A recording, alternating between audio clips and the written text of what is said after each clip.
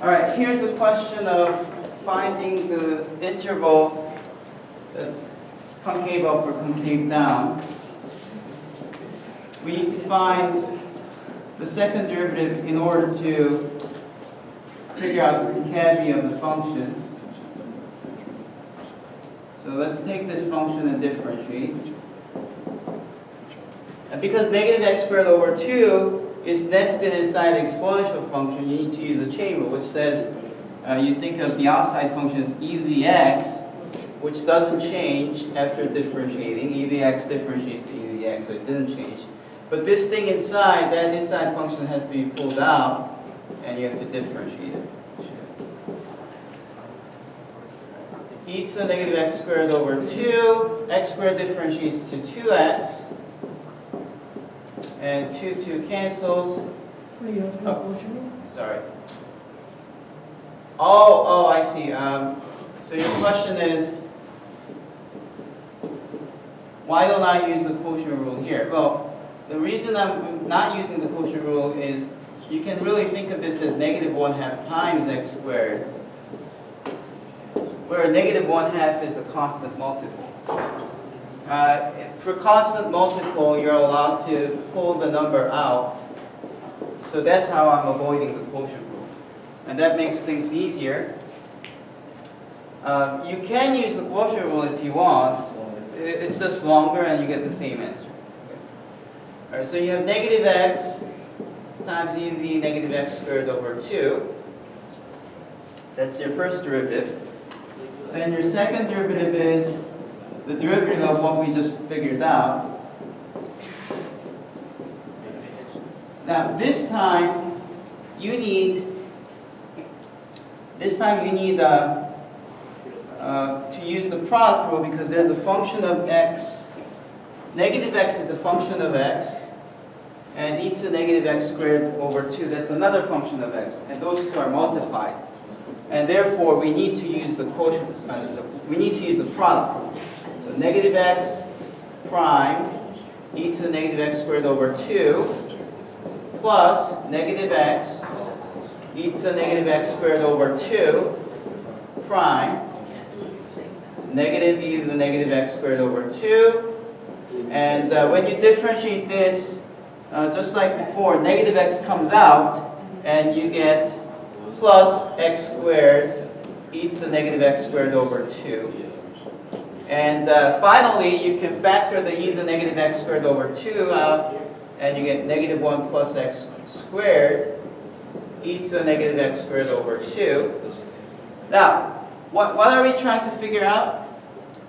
We got the second derivative. Why did we figure out the second derivative?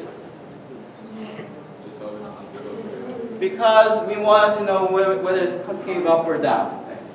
What was the diagram to figure out when it's concave up or concave down? This one and that one, right? So we really need to figure out whether this is positive or negative. If the second derivative is positive, it's concave up. If the second derivative is negative, it's concave down. That's what we figured out. So we really need to figure out the sign of this. Okay. Now, question. Can exponential functions ever be negative? No, exponential functions are always positive. Okay.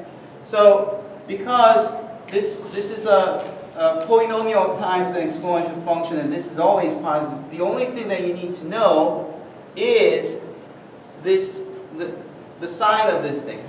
When is this positive? That's the only question you need to settle. Okay? And the way you do it is you first figure out negative 1 plus x squared equal to 0. X squared is 1. If I move this to the other side, and then you get x equals to plus minus 1. Once you find the place where you get 0, you can place them on the number line, and you can pick test points to figure out the sign in between. Okay? So let's pick a test point for each intervals. See, there are 2 points where this polynomial becomes 0. This is always positive, so the only way that this could be 0 is when this is equal to 0. This is 0 when x is equal to -1 or 1, just 2 points. And those 2 points will divide the entire number line into 3 intervals, right? And for each interval, what you have to do is you have to pick a test point. So let's pick -2 here, 0 here, 2 here, and evaluate that in here. See. For example, if you plug in 0, what do you get? 0 squared is 0. -1 times something positive. What do you get? Negative, right? So we know that at 0, f double prime is negative. Okay. And then if you plug in 2, 2 squared is 4. 4 minus 1 is 3. That's positive times positive. So it must be positive. Okay. If you plug in -2, -2 squared is 4. 4 minus 1, 3. 3 times a positive, that's positive. Okay. So those test points can tell you that f double prime is positive for this entire interval and also for this entire interval. So from -infinity to -1 and 1 to infinity, what's the concavity of the function f? Right. F is concave up, CU, concave up on -infinity to -1, and then 1 to infinity. So that's the first answer. Okay. And f is concave down on where? In this interval, it's concave down, right?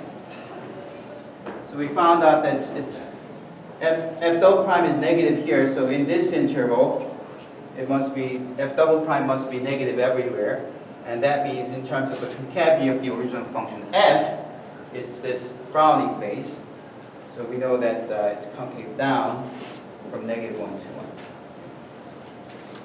Now, what's the value of f double prime at 1? Value of f double prime at 1 is 0. F double prime at -1 is also 0. And before and after, there's a change in concavity. It went from concave up to concave down, and then from concave down to concave up. So these 2 points are points where the concavity changes. If that ever happens, then there is a name for such a point. Okay? So these points, well actually, the point on the graph where x is equal to -1 is called inflection points. Or people call point of inflection. Okay? So at -1 and at 1, you have point of inflection. So that's something extra that I want to throw in. Aren't those critical numbers? No, those are not critical numbers because critical numbers are what? What's the definition of a critical number? Critical number is when f prime is 0 or undefined. This is when f double prime is 0. Okay?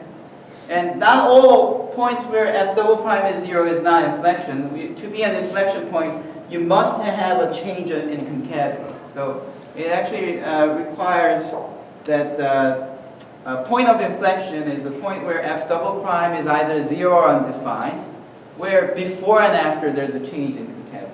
That's called the point of